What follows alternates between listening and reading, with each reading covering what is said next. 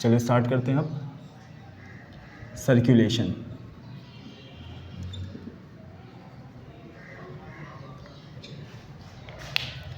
सही है, तो सर्कुलेशन एक ऐसा प्रोसेस है, circulation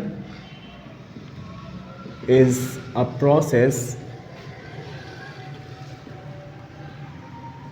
by which animals transport materials from one part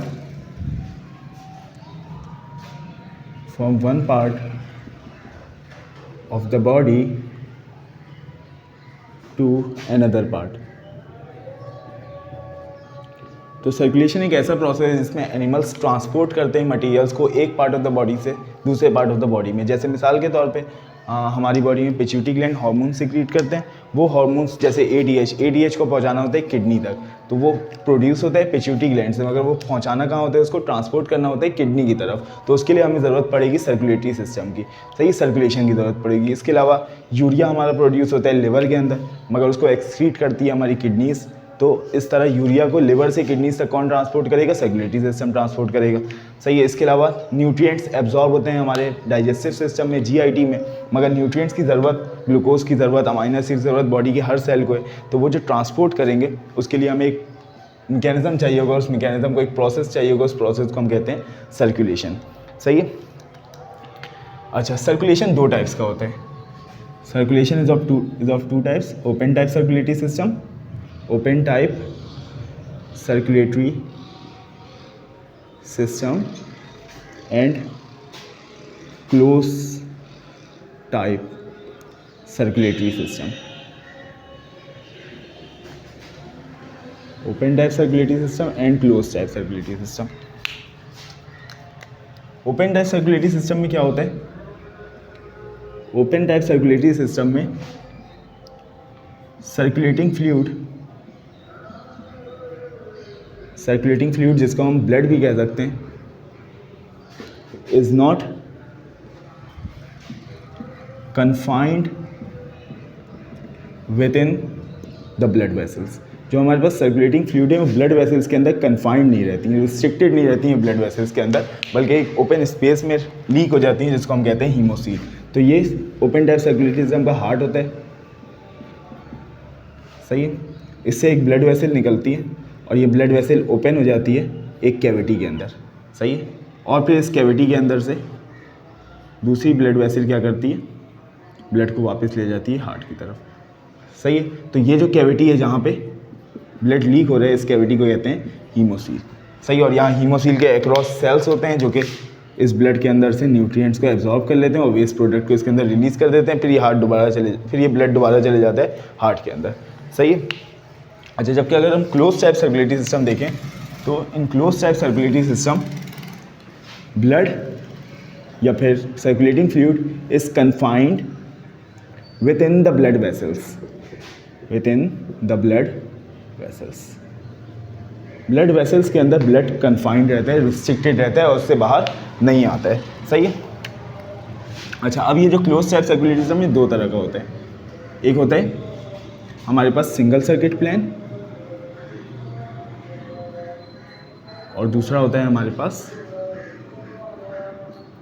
double circuit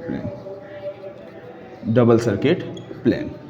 तो जो सिंगल सर्किट प्लेन होता है क्लोज टाइप सर्कुलेटरी सिस्टम में, इसमें हार्ट से ब्लड एक बार गुजरता है, जबकि डबल सर्किट प्लेन में एक कार्डियक साइकिल के दौरान 2 बार हार्ट से ब्लड गुजरता है, सही है। तो पहले सिंगल सर्किट प्लेन देख लेते हैं। सिंगल सर्किट प्लेन सिर्फ उनमें एप्लीकेबल होता है जिनमें 2 चैम्बर्ड हार्ट मौजूद हो, जिसमें हार्ट कैसा हो, 2 चैम्बर्ड हार्ट हो, सही है। जबकि डबल सर्किट प्लेन उनमें होता है जिनमें 3 या फिर 4 चैम्बर्ड हार्ट हो, उनमें डबल सर्किट प्लेन होता है। अच्छा, 2 चैम्बर्ड हार्ट वाली ऑर्गेनिज्म हमारे पास एग्जाम्पल में फिशेस में 2 चैम्बर्ड हार्ट होता है, सही। तो फिशेस में सर्कुलेशन होगी वो क्लोज टाइप तो होगी मगर सिंगल सर्किट प्लेन होगा, सही, क्लोज टाइप का। अच्छा, इनमें किस तरह होती है सर्कुलेशन, इनमें इस तरह होती है कि इसमें एक हार्ट प्रेजेंट होता है, इस हार्ट से ब्लड वेसल्स निकलती हैं, और ये ब्लड वेसल्स जाती हैं। अच्छा, इसको ब्लू से बना लेते हैं। हार्ट से ब्लड वेसल्स निकलती हैं और ये ब्लड वेसल्स जाती हैं गिल्स में। सही, हार्ट से ब्लड वेसल्स निकल के गिल्स के अंदर जाती हैं और फिर गिल्स से ब्लड वेसल्स निकलती हैं और गिल्स से, अच्छा गिल्स से जो ब्लड वेसल्स निकलती हैं गिल्स के अंदर जाएंगी। देखो हार्ट से डीऑक्सीजनेटेड ब्लड निकलता है और ये डीऑक्सीजनेटेड ब्लड जब गिल्स में जाता है तो गिल्स में हमें पता है कि फिशेस के अंदर जो रिस्पायरेशन होती है वो गिल्स के ज़रिए होती है। तो गिल्स में जाने के बाद ये डीऑक्सीजनेटेड ब्लड क्या हो जाता है, ऑक्सीजनेटेड हो जाता है और फिर ये ऑक्सीजनेटेड ब्लड पूरी बॉडी में सप्लाई होता है, सही, कैपिलरीज़ के ज़रिए। और फिर कैपिलरीज़ के बाद दोबारा से कैपिलरीज़ में क्या होता है, कैपिलरीज़ में गैसेस की एक्सचेंज होती हैं, ऑक्सीजन टिश्यूज़ में चले जाता है, कार्बन डाइऑक्साइड निकल के ब्लड में आ जाता है। उसके बाद ये कैपिलरीज़ से दोबारा बनते हैं हमारे पास, अच्छा ये ऑक्सीजन लूज़ करने के बाद कैपिलरीज़ दोबारा से डीऑक्सीजनेटेड ब्लड हो जाता है और इस डीऑक्सीजनेटेड ब्लड को वेन्स दोबारा से कैरी कर लेती हैं टूवर्ड्स हार्ट। सही है, तो ये सिंपल सा मैकेनिज्म है।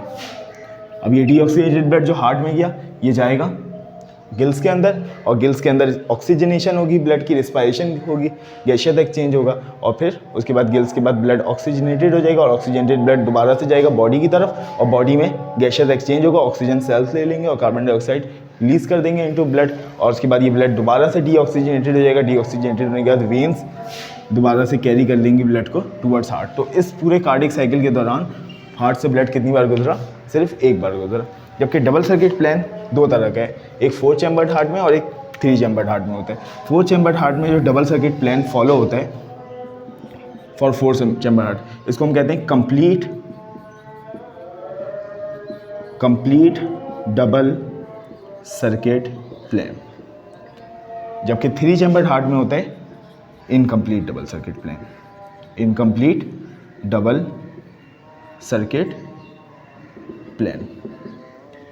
सही, अच्छा ये जो कंप्लीट डबल सर्किट प्लान होता है ये होता है 4 चैम्बर्ड हार्ट के लिए, उन ऑर्गेनिज्म में देखा जाता है जिनमें 4 चैम्बर्ड हार्ट हो। 4 चैम्बर्ड हार्ट किसके अंदर होते हैं, बर्ड्स के अंदर एंड मैमल्स के अंदर। सही है, इनमें क्या होता है, इनमें ये हमारे पास हार्ट मौजूद है। सही है, भाई 4 चैम्बर बना लेते हैं हार्ट का। सही, ये हमारे पास हार्ट है, ये हमारे पास आ गया राइट एट्रियम, ये आ गया लेफ्ट एट्रियम, ये आ गया राइट वेंट्रिकल और ये आ गया लेफ्ट वेंट्रिकल। सही है, तो होगा क्या इनमें होगा ये, सबसे पहले लेफ्ट वेंट्रिकल से ब्लड निकलेगा और बॉडी में जाएगा। सही, ये ऑक्सीजनेटेड ब्लड होगा लेफ्ट वेंट्रिकल के अंदर, ऑक्सीजनेटेड ब्लड निकलेगा बॉडी में जाएगा, बॉडी में कैपिलरीज में एक्सचेंज होगा गैसेस का एक्सचेंज होगा, कार्बन डाइऑक्साइड ब्लड में आ जाएगा, ऑक्सीजन ब्लड से निकल के टिश्यूज़ के पास चले जाएगा और ये ब्लड बन जाएगा डीऑक्सीजनेटेड होने के बाद ये ब्लड एंटर हो जाएगा हमारे पास राइट एट्रियम में एंटर हो गया ये ब्लड। सही है, राइट एट्रियम में डीऑक्सीजनेटेड ब्लड आएगा, ये ब्लड राइट एट्रियम से चले जाएगा राइट वेंट्रिकल में डीऑक्सीजनेटेड ब्लड। सही है, और फिर राइट एट्रियम से डीऑक्सीजनेटेड ब्लड निकलेगा, ये डीऑक्सीजनेटेड ब्लड और जाएगा लंग्स की तरफ। सही है, लंग्स में जाने के बाद लंग्स में क्योंकि गैसियस एक्सचेंज होगी तो ये ब्लड कैसा हो जाएगा, ऑक्सीजनेटेड हो जाएगा और ऑक्सीजनेटेड होने के बाद ये ऑक्सीजनेटेड ब्लड दोबारा से एंटर हो जाएगा हमारे पास लेफ्ट एट्रियम में ऑक्सीजनेटेड ब्लड आए, ये ऑक्सीजनेटेड ब्लड लेफ्ट एट्रियम से आ जाएगा लेफ्ट वेंट्रिकल से पूरी बॉडी में जब जाएगा तो इसकी डीऑक्सीजनेशन हो जाएगी। फिर से डीऑक्सीजनेशन के बाद ये ब्लड बन जाएगा डीऑक्सीजनेटेड और डीऑक्सीजनेटेड ब्लड फिर से कैरी हो जाएगा हमारे पास राइट एट्रियम से डीऑक्सीजनेटेड ब्लड चले जाएगा राइट वेंट्रिकल से चले जाएगा लंग्स में और फिर लंग्स से ऑक्सीजनेशन के बाद ये ब्लड दोबारा से आ जाएगा लेफ्ट एट्रियम में। तो ये पूरे साइकिल के दौरान हार्ट से ब्लड कितनी बार गुजरा, 2 बार गुजरा, इसलिए इसको कहते हैं डबल सर्किट प्लान। और ये तो कंप्लीट डबल सर्किट प्लान था, इसके अलावा हमारे पास एक इनकम्प्लीट डबल सर्किट प्लान भी होता है जो कि पाया जाता है हमारे पास 3 चैम्बर्ड हार्ट वाले ऑर्गेनिज्म में। 3 चैम्बर्ड हार्ट वाले ऑर्गेनिज्म में 3 चैम्बर्ड हार्ट किसके अंदर होता है, 3 चैम्बर्ड हार्ट होता है हमारे पास एम्फीबियंस एंड रेप्टाइल्स। सही, एम्फीबियंस में होता है और रेप्टाइल्स में होता है 3 चैम्बर्ड हार्ट हमारे पास। अच्छा, इनमें किस तरह होता है, इनमें 3 चैम्बर होते हैं, इनमें 2 एट्रियम होते हैं हमारे पास, 2 एट्रिया होते हैं, right atria and left atria, जबकि हमारे पास एक सिंगुलर वेंट्रिकल होता है। सही, अच्छा होता क्या है, वेंट्रिकल से निकलता है ब्लड। अच्छा, इस ब्लड को मैं ग्रीन से बनाऊंगा कि मिक्स ब्लड होता है। सही, वेंट्रिकल से निकलता है ब्लड, ब्लड जाता है पूरी बॉडी में, बॉडी में बनाने जाने के बाद ये ब्लड हो जाता है हमारे पास डीऑक्सीजनेटेड। अच्छा, इसको इस तरह बना लेते हैं। अच्छा, ये ब्लड निकलता है वेंट्रिकल से और वेंट्रिकल में जाता है, वेंट्रिकल से जाता है बॉडी की तरफ, बॉडी में कैपिलरीज में जाता है तो टिश्यूज़ को ये ऑक्सीजन दे देता है और कार्बन डाइऑक्साइड ले लेता है और लेने के बाद ये बन जाता है प्योरली डीऑक्सीजनेटेड। सही, ये प्योर डीऑक्सीजनेटेड ब्लड एंटर हो जाता है हमारे पास राइट एट्रियम में, pure deoxygenated blood right atrium में आ गया हमारे पास प्योर डीऑक्सीजनेटेड ब्लड, जिसको हमने बनाया है ब्लू से। सही है, ये डीऑक्सीजनेटेड ब्लड राइट एट्रियम से चले जाएगा राइट वेंट्रिकल में, सॉरी वेंट्रिकल तो एक ही है, तो ये डीऑक्सीजनेटेड ब्लड चले जाएगा वेंट्रिकल के अंदर। सही है। अच्छा, वेंट्रिकल के अंदर पहले से क्योंकि ऑक्सीजनेटेड ब्लड होगा तो ये ब्लड मिक्स हो जाएगा। कहाँ से आया ऑक्सीजनेटेड ब्लड, अभी समझ में आ जाएगा, 1 मिनट।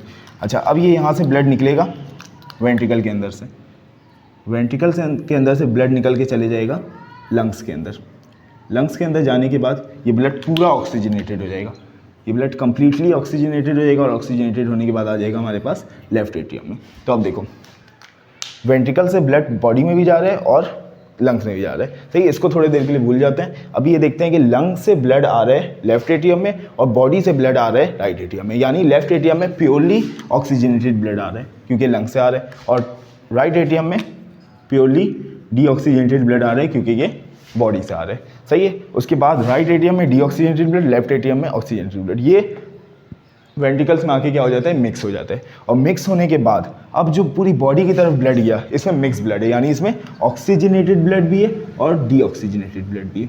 सही है। तो जितना भी ऑक्सीजन इसके पास होगा ये यहाँ पे लूज कर देगा और प्योरली डीऑक्सीजनेटेड बन जाएगा और राइट एट्रियम में आ जाएगा। जबकि लेफ्ट वेंट्रिकल से एक और आर्टरी निकलती है और वो जाती है हमारे पास लंग्स के पास। अब इसके बाद मिक्स ब्लड है, यानी मिक्स ब्लड का मतलब है कि इसमें डीऑक्सीजनेटेड ब्लड भी है और ऑक्सीजनेटेड ब्लड भी है। जब लंग्स के अंदर जाएगा तो ये प्योरली ऑक्सीजन लेके डीऑक्सीजनेटेड ब्लड प्योरली ऑक्सीजनेटेड हो जाएगा और ऑक्सीजनेटेड ब्लड तो ऑक्सीजनेटेड रहेगा, तो ब्लड क्या हो जाएगा, प्योरली ऑक्सीजनेटेड, और फिर आ जाएगा लेफ्ट एट्रियम में। अच्छा, इसमें हार्ट से ब्लड 2 बार तो गुजर रहे हैं, मगर वेंट्रिकल में आके ये ब्लड क्या हो जा रहा है, मिक्स हो जा रहा है, इसलिए हम इसको कहते हैं इनकम्प्लीट डबल सर्किट प्लेन। अच्छा, एक और चीज़ जो तुम लोग को याद रखनी होगी वो ये है कि रेप्टाइल्स में एक स्पीशी है जिसका नाम है क्रोकोडाइल। इस क्रोकोडाइल में 4 चैम्बर्ड हार्ट होते हैं। सही, 4 चैम्बर्ड हार्ट होता है रेप्टाइल्स में। क्रोकोडाइल को छोड़ के सारे रेप्टाइल्स में 2 चैम्बर्ड हार्ट होता है हमारे पास। सही।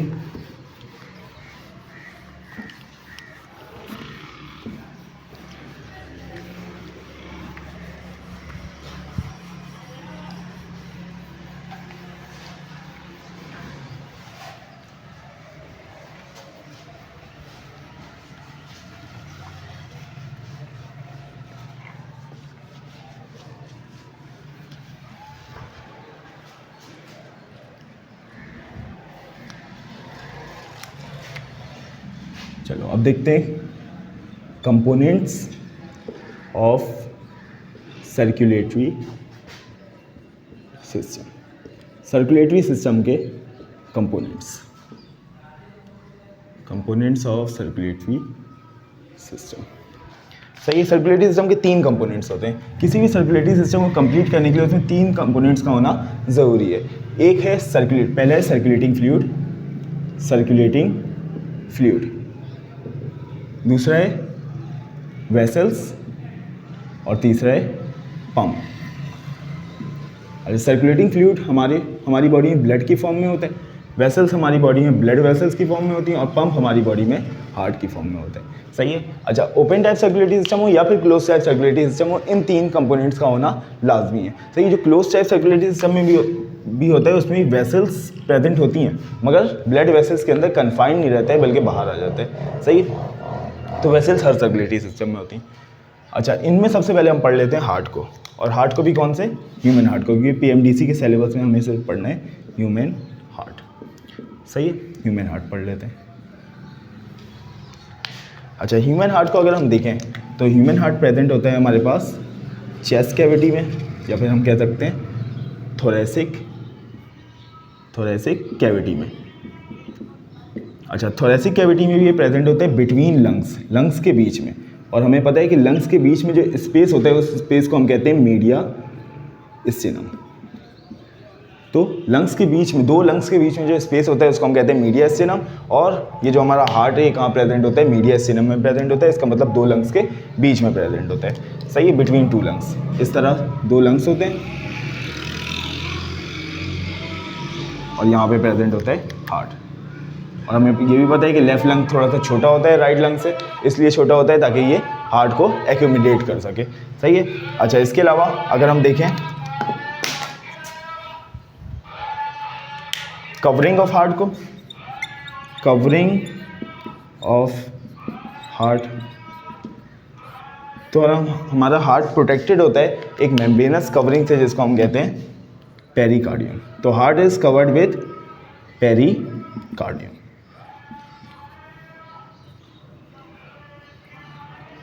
Heart is covered with pericardium, सही है। अगर हम हार्ट को यहाँ पे बना लें इस तरीके से, सही है, ये हमारा हार्ट है।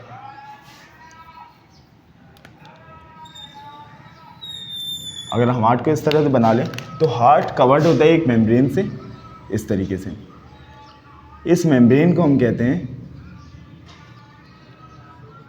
इस मेम्ब्रेन को हम कहते हैं visceral pericardium, visceral pericardium, visceral pericardium. और इसके अलावा हार्ट, विसरल पेरिकार्डियम के ऊपर हार्ट में एक और मेम्ब्रेन होती है, इसको हम कहते हैं पैराइटल पेरिकार्डियम। क्या कहते हैं? पैराइटल पेरिकार्डियम,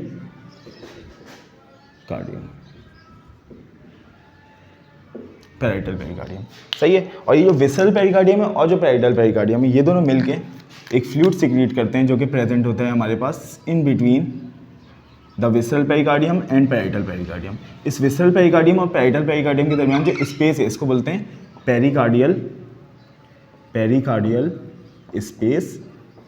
और ये जो फ्लूइड फील्ड है विसरल पेरिकार्डियम और पैराइटल पेरिकार्डियम में, इस फ्लूइड को हम कहते हैं पेरिकार्डियल फ्लूइड, पेरिकार्डियल फ्लूइड, सही है। तो क्या बताया मैंने, हार्ट कवर होता है एक मेम्ब्रेन से, इसको बोलते हैं विसरल पेरिकार्डियम, और विसरल पेरिकार्डियम के बाहर होता है पैराइटल पेरिकार्डियम, और विसरल पेरिकार्डियम और पैराइटल पेरिकार्डियम के दरमियान पेरिकार्डियल स्पेस होते हैं जो फिल्ड होता है पेरिकार्डियल फ्लूइड से। अब ये पेरिकार्डियल फ्लूइड विसरल पेरिकार्डियम और पैराइटल पेरिकार्डियम दोनों मिलकर सीक्रेट करते हैं, इसलिए इन दोनों को मिला के हम कहते हैं सीरस पेरिकार्डियम, सीरस पेरिकार्डियम। तो सीरस पेरिकार्डियम के दो पार्ट्स हैं, एक है विसरल पेरिकार्डियम जो हार्ट से अटैच होता है और दूसरा है पैराइटल पेरिकार्डियम जो हार्ट से दूर होता है, सही है। इस सीरस पेरिकार्डियम के अलावा, यानी विसरल पेरिकार्डियम और पैराइटल पेरिकार्डियम के अलावा, हमारे पास हार्ट में एक और कवरिंग होती है सबसे बाहर। इस कवरिंग को हम कहते हैं फाइब्रस पेरिकार्डियम, फाइब्रस पेरिकार्डियम, सही है। तो इस तरह अगर हम देखें तो हमारे पास पेरिकार्डियम दो तरह का होता है, पेरिकार्डियम दो तरह का होता है, दो लेयर्स होती हैं पेरिकार्डियम में, एक सबसे बाहर फाइब्रस पेरिकार्डियम, फाइब्रस पेरिकार्डियम, और एक अंदर विसरल पैराइटल को मिला के जिसको हम कहते हैं सीरस पेरिकार्डियम, सीरस पेरिकार्डियम, सही है। अब अगर हम देखें तो ये सीरस फाइब्रस पेरिकार्डियम तो बाहर होता है, सही है, इसमें कोई कॉम्प्लेक्सिटी नहीं है। सीरस पेरिकार्डियम में फर्दर दो लेयर्स होती हैं, सही है, एक होता है विसरल और दूसरा होता है पैराइटल, सही है। Visceral attach to heart, visceral क्या होता है, अटैच होता है हार्ट से, and parietal attach to fibrous pericardium. Parietal कहाँ से अटैच होता है, पैराइटल पेरिकार्डियम अटैच होता है फाइब्रस पेरिकार्डियम से, और ये दोनों मिलके एक फ्लूइड सिक्रीट करते हैं जिनको हम कहते हैं पेरिकार्डियल फ्लूइड, पेरिकार्डियल फ्लूइड। अच्छा, ये तो हो गई कवरिंग ऑफ हार्ट, सही है।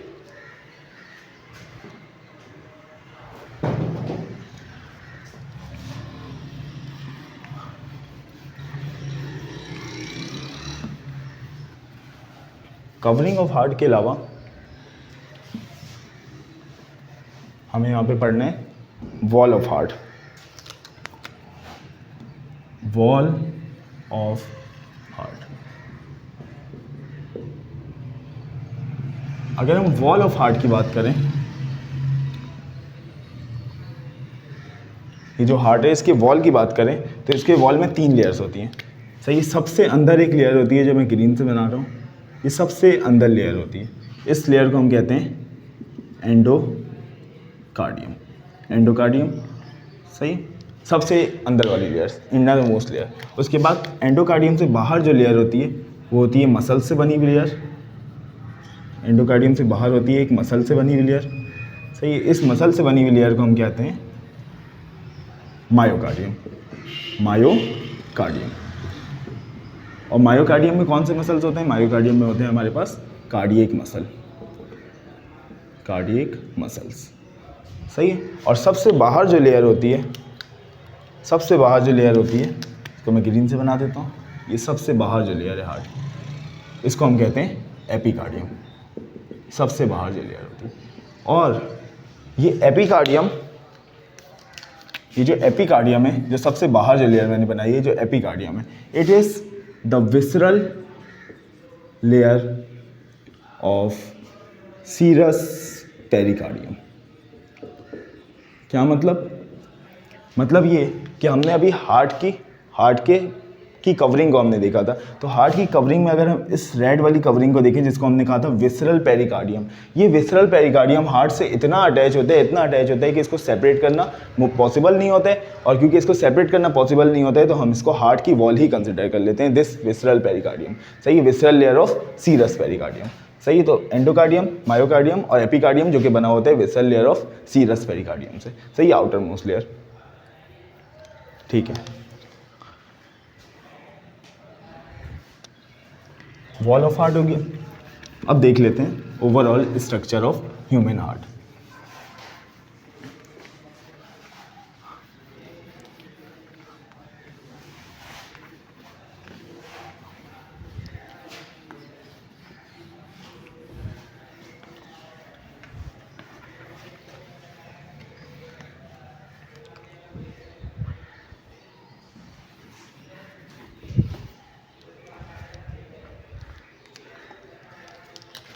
अगर हम यहाँ पे ह्यूमन हार्ट बना लें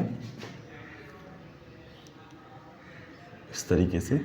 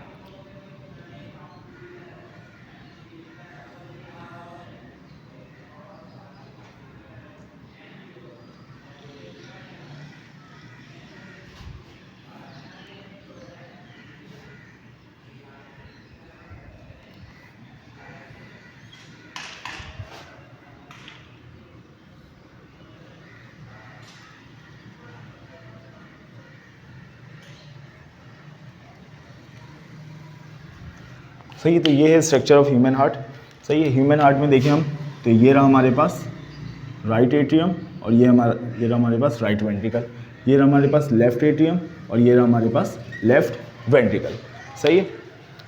अच्छा, ये जो राइट एट्रियम है, राइट एट्रियम में ब्लड एंटर कहाँ से होता है? राइट एट्रियम में ब्लड एंटर होता है हमारे पास this superior vena cava, superior vena cava, and this inferior vena cava, inferior vena cava, सही है। तो इस इंफीरियर वेना केवा, इस सुपीरियर वेना केवा के through deoxygenated blood right atrium में एंटर होते हैं। राइट एट्रियम से डीऑक्सीजनेटेड ब्लड चले जाते हैं हमारे पास राइट वेंट्रिकल में, और राइट वेंट्रिकल से ये जो चीज़ निकल रही है, ये देखो, ये और ये दोनों मिलके हमारे पास बनाती हैं पल्मोनरी आर्टरीज, पल्मोनरी आर्टरीज, सही है। तो ये राइट वेंट्रिकल में डीऑक्सीजनेटेड ब्लड है, ये डीऑक्सीजनेटेड ब्लड चला गया पल्मोनरी आर्टरीज के थ्रू, पल्मोनरी आर्टरीज के थ्रू लंग्स में चला गया, सही है। लंग्स में जाने के बाद उसकी ऑक्सीजनेशन हो गई, और ऑक्सीजनेशन के बाद हमारे पास इस तरीके से ये 4 पेयर्स पल्मोनरी वेन की ऑक्सीजनेटेड ब्लड लेके कहाँ गई? पल्मोनरी वेंस की ऑक्सीजनेटेड ब्लड लेके आ गई हमारे पास इस लेफ्ट एट्रियम में। सही है, लेफ्ट एट्रियम से ऑक्सीजनेटेड ब्लड चला गया लेफ्ट वेंट्रिकल में, और लेफ्ट वेंट्रिकल से ये ऑक्सीजनेटेड ब्लड चला गया दिस एओर्टा में। ये जो एओर्टा है ये यहाँ से ब्लड निकला और निकल के कहाँ आ गया, इस एओर्टा में आ गया। ये क्या है, एओर्टा। सही है, एओर्टा में आ गया। इसके अलावा अगर हम देखें तो ये जो राइट एट्रियम है, राइट एट्रियम और राइट वेंट्रिकल के दरमियान वेल्व होती है, जिसको हम कहते हैं राइट एट्रियो वेंट्रिकुलर वेल्व, और लेफ्ट एट्रियम और लेफ्ट वेंट्रिकल के दरमियान वेल्व होती है, इसको हम कहते हैं लेफ्ट एट्रियो वेंट्रिकुलर वेल्व। सही। अच्छा, अब ये जो right and left atrio ventricular valve है, अगर हम इसको देखें तो ये किस चीज़ को प्रिवेंट कर, जब वेंट्रिकल कॉन्ट्रैक्ट करता है तो वेंट्रिकल से ब्लड कहाँ जाना चाहिए, एओर्टा में जाना चाहिए। मगर अगर ब्लड यहाँ चला गया, लेफ्ट एट्रियम में वापस चला गया, तो ये मसला है। तो इसको प्रिवेंट करने के लिए यहाँ पे क्या लगी हुई है, वेल्व लगी हुई है। जब भी वेंट्रिकल कॉन्ट्रैक्ट करते हैं लेफ्ट वेंट्रिकल और राइट वेंट्रिकल, तो ये वेल्व क्लोज हो जाती है ताकि सारा ब्लड कहाँ चले जाए, एओर्टा में चले जाए, बल्कि लेफ्ट एट्रियम में वापस ना चले जाए। सही है, इसके बजाय कहाँ चले जाए, एओर्टा में चले जाए, इसलिए वेल्व क्लोज हो जाती है। अब ये जो वेल्व है, ये वेल्व इस तरीके से होती है, ये वेल्व इस तरीके से बंद हो जाए, और बंद होने के बाद अगर ब्लड का ज़्यादा प्रेशर होगा तो ये पीछे की तरफ भी खुल सकती हैं, इसलिए वेल्व्स अटैच होती हैं वॉल ऑफ द वेंट्रिकल से फाइबर्स के थ्रू। इन फाइबर्स को हम कहते हैं कोडा टेनिडा। सही है, और ये फाइबर्स अटैच होती हैं हमारे पास मसल्स होता लेफ्ट वेंट्रिकल से, और वो मसल जिनसे फाइबर्स अटैच हैं कोडा टेनिडा, उन मसल्स को हम कहते हैं पेपिलरी मसल्स। क्या कहते हैं, पेपिलरी मसल्स। सही है, तो यहाँ पे स्ट्रक्चर ऑफ हार्ट था। स्ट्रक्चर ऑफ हार्ट में हमने देखा सबसे पहले चैम्बर्स ऑफ हार्ट। सबसे पहले हमने चैम्बर्स देखे। चैम्बर्स थे हमारे पास 2 एट्रिया और 2 वेंट्रिकल्स। सही, atria right atrium and left atrium, ventricles भी राइट वेंट्रिकल और लेफ्ट वेंट्रिकल। सही, उसके बाद हमने देखा ग्रेट वेसल्स। सही, ग्रेट वेसल्स में सबसे पहले हमने देखी आर्टरीज, जो ब्लड से जो यहाँ से निकल ली थी। अच्छा, आर्टरीज हमेशा याद रखना वेंट्रिकल से निकलती हैं, तो लेफ्ट वेंट्रिकल से एक आर्टरी निकल रही है जिसको हम कहते हैं एओर्टा, और राइट वेंट्रिकल से एक आर्टरी निकल रही है, 2 आर्टरीज निकल रही हैं, एक लेफ्ट पल्मोनरी आर्टरी और दूसरी राइट पल्मोनरी आर्टरी। तो दूसरी चीज़ क्या निकल रही है, a pair of pulmonary arteries, pair of pulmonary arteries निकल रही है। सही है। अच्छा, ये चीज़ याद रखना कि जो एओर्टा निकल रहा है लेफ्ट वेंट्रिकल से, जबकि पल्मोनरी आर्टरीज निकल रही हैं हमारे पास राइट वेंट्रिकल से। सही, हमेशा एओर्टा निकलता है, आर्टरीज निकलती हैं वेंट्रिकल से। और वेंस, अगर बात करें ग्रेट वेसल्स में, जो बड़ी वेसल्स हैं हार्ट की, इनमें अगर वेंस की बात करें तो दो देखो राइट एट्रियम में आ रही हैं, सुपीरियर वेना केवा और इंफीरियर वेना केवा। तो हमारे पास superior and inferior vena cava आ गई, वेना केवा। और ये एंटर कहाँ पे हो रही है, ये एंटर हो रही है हमारे पास राइट एट्रियम में। और इसके बाद हमारे पास 2 पेयर्स ऑफ, यानी 4 इन नंबर होती हैं पल्मोनरी वेन्स, जो कि एंटर हो रही होती हैं लेफ्ट एट्रियम में। सही है, तो याद रखना हमेशा वेन्स जो हार्ट में होती हैं वो एंटर होती हैं लेफ्ट एट्रियम में एंटर होती हैं, और जो आर्टरीज होती हैं वो निकलती हैं वेंट्रिकल से। सही है, तो कौन सी वेन्स निकल रही हैं, 2 पेयर्स ऑफ पल्मोनरी वेन्स। सही, इसके अलावा अगर बात करें हम, और हमने क्या देखा यहाँ पे, और हमने देखी यहाँ पे वेन्स। सही है, सॉरी, हमने देखी यहाँ पे वेल्व्स। सही, वेल्व्स हमने देखी सबसे पहले एट्रियो वेंट्रिकुलर वेल्व। ये जो एट्रियो वेंट्रिकुलर वेल्व है, जिसको हमने एवी वेल्व भी कहा, एवी वेल्व, ये एवी वेल्व 2 होती हैं, एक राइट एवी वेल्व और दूसरी लेफ्ट एवी वेल्व। सही, दूसरी लेफ्ट एवी वेल्व। सही, जो राइट एवी वेल्व है इसको हम ट्राइकस्पिड वेल्व भी कहते हैं, ट्राइकस्पिड वेल्व, और जो लेफ्ट एवी वेल्व है उसको हम बाइकस्पिड वेल्व भी कहते हैं। और ये कहने की वजह ये है कि जो लेफ्ट राइट एवी वेल्व होते हैं हमारे पास, इसमें 3 कस्प बने हुए होते हैं, और जो लेफ्ट एवी वेल्व होते हैं इसमें 2 कस्प बने हुए होते हैं। अच्छा, बाइकस्पिड वेल्व के साथ साथ लेफ्ट एवी वेल्व को हम मिट्रल वेल्व भी कहते हैं, मिट्रल वेल्व। अच्छा, इसके अलावा भी वेल्व्स होती हैं हार्ट में। ये तो एट्रियोवेंट्रिकुलर वेल्व्स हो गई। दूसरी तरह की जो वेल्व्स होती हैं उनको हम कहते हैं semi lunar valve, semi lunar valve. देखो, राइट या लेफ्ट देख लेते हैं। लेफ्ट एट्रियम से ब्लड आया लेफ्ट वेंट्रिकल में, सही। लेफ्ट वेंट्रिकल में ब्लड आने के बाद लेफ्ट वेंट्रिकल कॉन्ट्रैक्ट किया, तो अब हमने एवी वेल्व को क्या कर दिया, बंद कर दिया, ताकि सारा ब्लड कहाँ चले जाए, सारा ब्लड चले जाए एओर्टा में। अब जब लेफ्ट वेंट्रिकल पूरी तरीके से कॉन्ट्रैक्ट कर जाएगा और सारा ब्लड एंटर हो जाएगा हमारे पास, इंटायर ब्लड एंटर हो जाएगा एओर्टा में, सही। उसके बाद अब लेफ्ट वेंट्रिकल में तो ब्लड बचा नहीं है, तो लेफ्ट वेंट्रिकल को वापस क्या करना पड़ेगा, रिलैक्स करना पड़ेगा। और इस रिलैक्स करने के दौरान ये ब्लड ग्रेविटी की वजह से वापस आ सकते हैं, सही है। तो हमें क्या करना होगा, हमें यहाँ पे भी एक वेल्व चाहिए कि जब ब्लड वापस आए तो ये वेल्व क्या हो जाए, बंद हो जाए। तो आर्टरीज और वेंट्रिकल्स के दरमियान जो वेल्व होता है उसको हम कहते हैं सेमील्यूनर वेल्व। अब सेमील्यूनर वेल्व क्योंकि आर्टरीज 2 हैं, एक एओर्टा है और दूसरी पल्मोनरी आर्टरी है, तो सेमील्यूनर वेल्व भी 2 तरह का होता है, एओर्टा, एओर्टिक वेल्व और pulmonary valve. Aortic valve between left ventricle and aorta, and pulmonary valve between right ventricle and pulmonary artery. यहाँ पे लिख देता हूँ मैं, aortic valve between aorta and left ventricle, whereas pulmonary valve between pulmonary artery and right ventricle, सही। अच्छा, इसके अलावा एक चीज़ और रह गई हार्ट के स्ट्रक्चर में, कि अगर हम हार्ट के स्ट्रक्चर को देखें इस तरह, तो हार्ट में एक और चीज़ होती है जिसको हम कहते हैं, यहाँ पे लिखता हूँ, इसको हम कहते हैं सेप्टम। सेप्टम मतलब होता है सेपरेशन, सही। तो हमारे पास 3 सेपरेशन होती है यहाँ पे। एक होती है हमारे पास एवी सेप्टम, एट्रियोवेंट्रिकुलर सेप्टम, सही है। ये राइट एट्रियम है और ये लेफ्ट एट्रियम है, ये राइट वेंट्रिकल और ये लेफ्ट वेंट्रिकल, सही है। तो राइट एट्रियम और राइट वेंट्रिकल के दरमियान क्या होगा, right atrioventricular septum.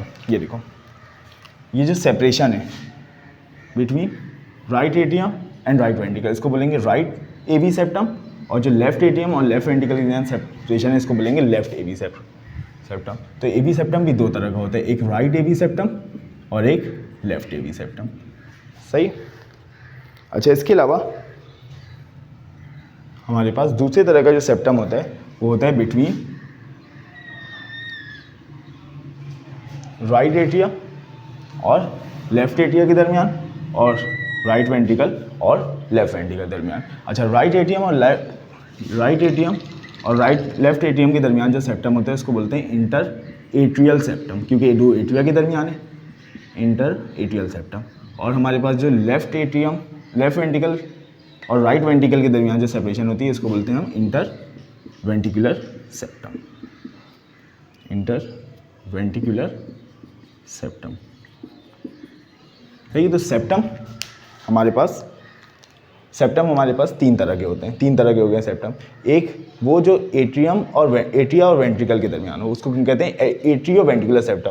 Right atria और राइट वेंट्रिकल के दरमियान राइट एवी सेप्टम, राइट एट्रियोवेंट्रिकुलर सेप्टम, और लेफ्ट एट्रियम और लेफ्ट वेंट्रिकल के दरमियान लेफ्ट एवी सेप्टम, लेफ्ट एट्रियोवेंट्रिकुलर सेप्टम। अच्छा, इसके अलावा हमारे पास 2 एट्रिया के दरमियान जो सेप्टम होता है उसको हम कहते हैं इंटर एट्रियल सेप्टम, जबकि 2 वेंट्रिकल्स के दरमियान जो सेप्टम होता है उसको हम कहते हैं इंटर वेंट्रिकुलर सेप्टम। तो इस तरह हमारे पास एवी सेप्टम आ गया, एट्रियोवेंट्रिकुलर सेप्टम, राइट एवी सेप्टम, लेफ्ट एवी सेप्टम। इसके अलावा इंटर एट्रियल सेप्टम,